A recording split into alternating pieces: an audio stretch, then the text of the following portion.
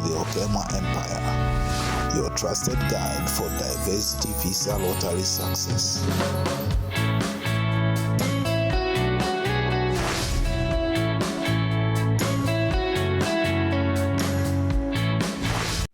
Hello everyone and welcome again to this channel. My name is Daniel, and in this video today I want us to talk about how you can pass your DV lottery interviews without raising an alarm or being put in administrative processing because of one or two things or the other. So guys, for you and your derivatives, if you apply the DV lottery as a family and you are attending the interview as a family, that is your derivatives, for you to have a successive DV lottery interviews, you need to be prepared as a family.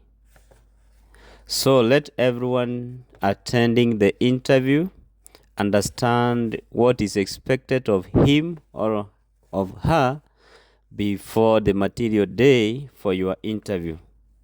For the principal applicant, you need to stick to your original DV lottery application information that you provided during that time of DV lottery application when you were filling that DV lottery form. But if you add a situational change since the time of the DV lottery application to the time of DV lottery selection process, or to the time when you are filling your DS260 form until the time that you attend the interviews, you need to stick to those changes that you make before you attend the interview.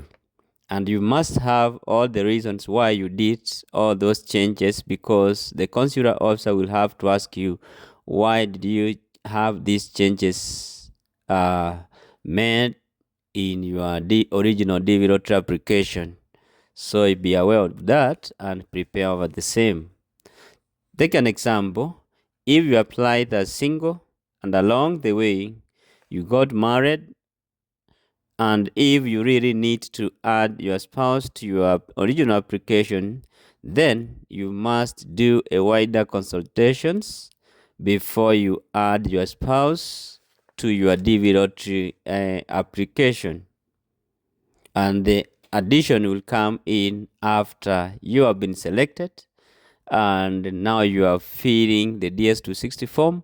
That's where you are given the opportunity to make any changes to your original DV lottery application. So I've said that these changes that you'll make to your original DV lottery application should not be done just like that. You need to consult widely before you have to add your spouse to your original DV lottery.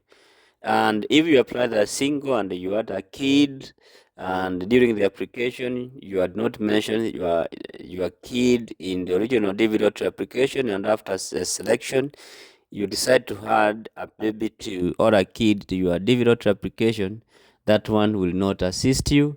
That one will lead to automatic disqualification, and your visa will be refused during your DV lottery interview.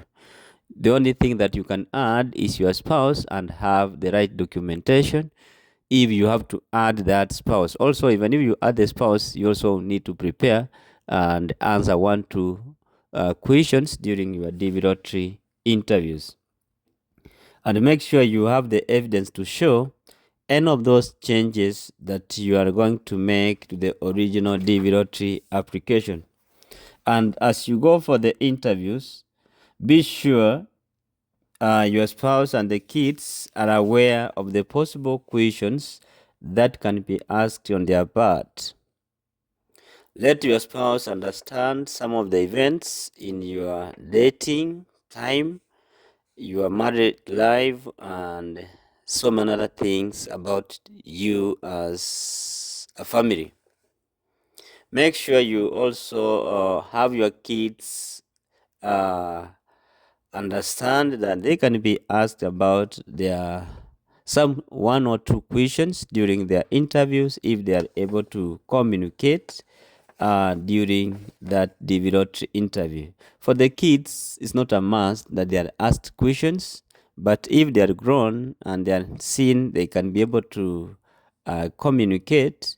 The consular officer, if he has to or she has to, will have to ask one or two questions from the kids as a formality. So make sure that the kids are prepared and they are able to respond to the questions that may be asked by the consular officer. Let your spouse also, if it's a man, understand more about the kids. Let the spouse know the kids' names and their date of birth. It can be asked, and some other things about school life for the kids, who pays for what bills in your family, such that you, when you go for the interviews, you are aware who pays like school fees, who pays rent if you are living in rent of houses, and the like.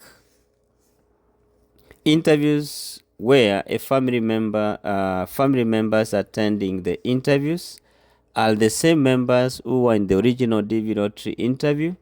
This one, the interview is so simple because nothing has changed. The same number in the original derogatory is the same number attending the derogatory interview. This one is straightforward. There's nothing that will prevent you from being given your visas.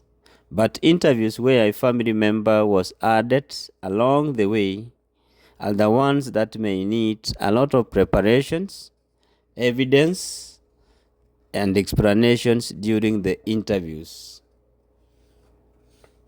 And if the evidence and explanation provided are not persuasive, then the consular officer may issue a yellow paper, commonly known as, will be put on administrative processing, demanding for more evidence or demanding for more time for the embassy to carry out a further background check on one or more of your family members attending the interviews.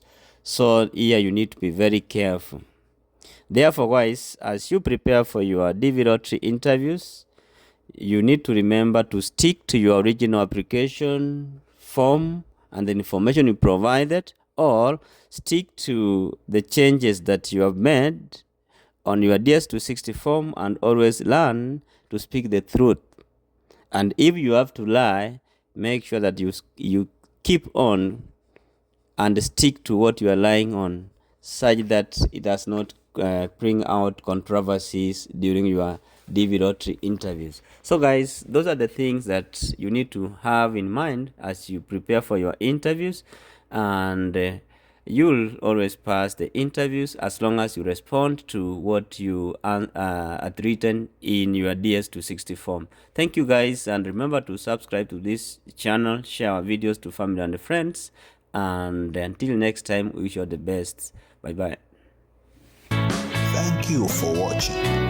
See you in the next episode.